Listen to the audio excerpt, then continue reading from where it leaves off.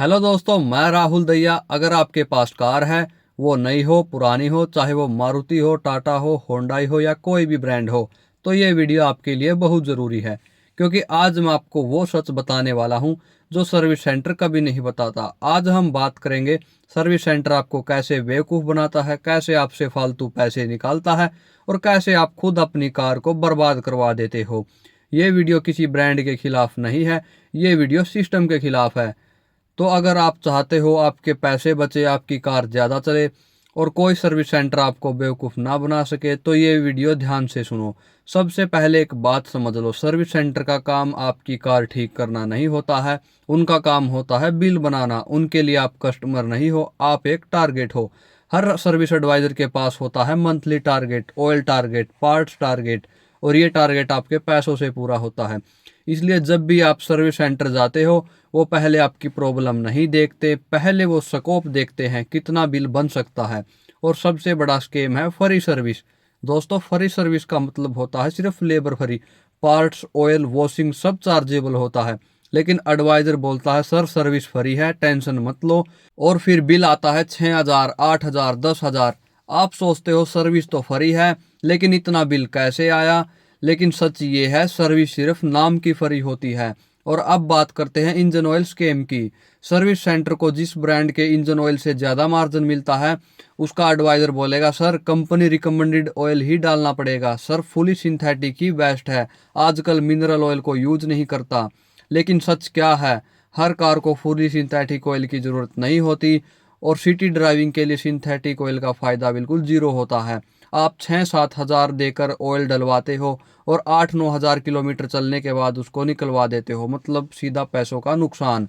और सबसे बड़ा झूठ है, अगर ये ऑयल नहीं डलवाया तो वारंटी ख़त्म हो जाएगी। लेकिन ये बिल्कुल भी सच नहीं है।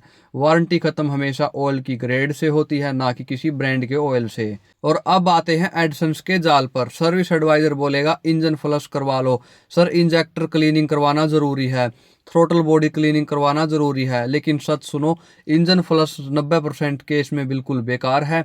और इंजेक्टर क्लीनिंग तब करवानी चाहिए तब आपको गाड़ी में कुछ प्रॉब्लम लगे, ऐसे आपको इंजेक्टर नहीं छेड़वाने चाहिए। और थ्रोटल बॉडी, आपकी गाड़ी अगर 40 से 50 हज़ार किलोमीटर चल चुकी है, उसके बाद ही थ्रोटल बॉडी क्लीनिंग करवाएं। हर 10,000 पर थ्रोटल बॉडी क्लीनिंग की कोई ज़रूरत नहीं होती है। फिर वो आपसे बोलेंगे सर ये आज नहीं ठीक करवाया तो आगे आपको प्रॉब्लम आ जाएगी। यही इनका सबसे बड़ा खतरनाक गेम होता है। एडवाइजर बोलेगा सर ब्रेक पैड खत्म हो गए हैं, सर क्लच वीक हो रही है, सस्पेंशन में नॉइस आ रही है, और आप उनकी बात को मान लेते हो। लेकिन सच क्या है, ब्रेक पैड में अभी भी 40% लाइफ होती है। क्लच सिर्फ ड्राइविंग स्टाइल से ही जज की जा सकती है।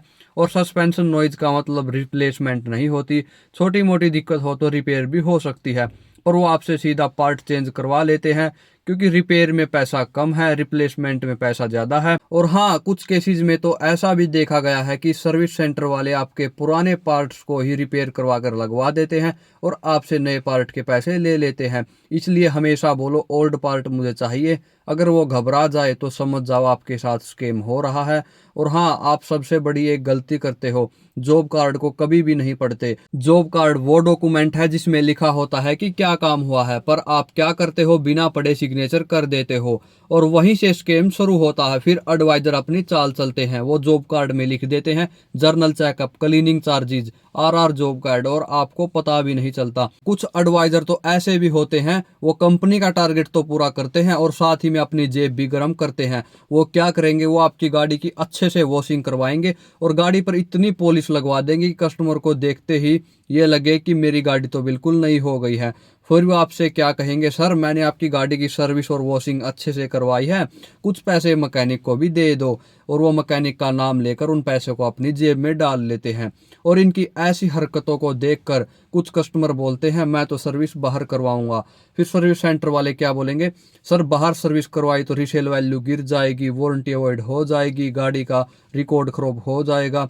लेकिन रीसेल वैल्यू हमेशा कंडीशन के हिसाब से होती है और सर्विस रिकॉर्ड सिर्फ एक पेपर वैल्यू होती है। अगर आप इन चीज़ों को नज़रअंदाज करके एक अच्छा मैकेनिक ढूंढते हो, ये ज़्यादा इंपॉर्टेंट है। और सर्विस सेंटर सिर्फ तब तक बेवकूफ़ बनाता है जब ओनर खुद अनवेयर होता है। आप क्या गलतियां करते हो, गाड़ी की बेसिक नॉलेज ना पूछना, बिना पूछे हाँ बोल देना, बिल कभी चेक ना करना, मैकेनिक से बात ना करना। याद रखो, जो अपनी कार की केयर नहीं करते हैं वो अपनी जेब खुद डीली करवाते हैं।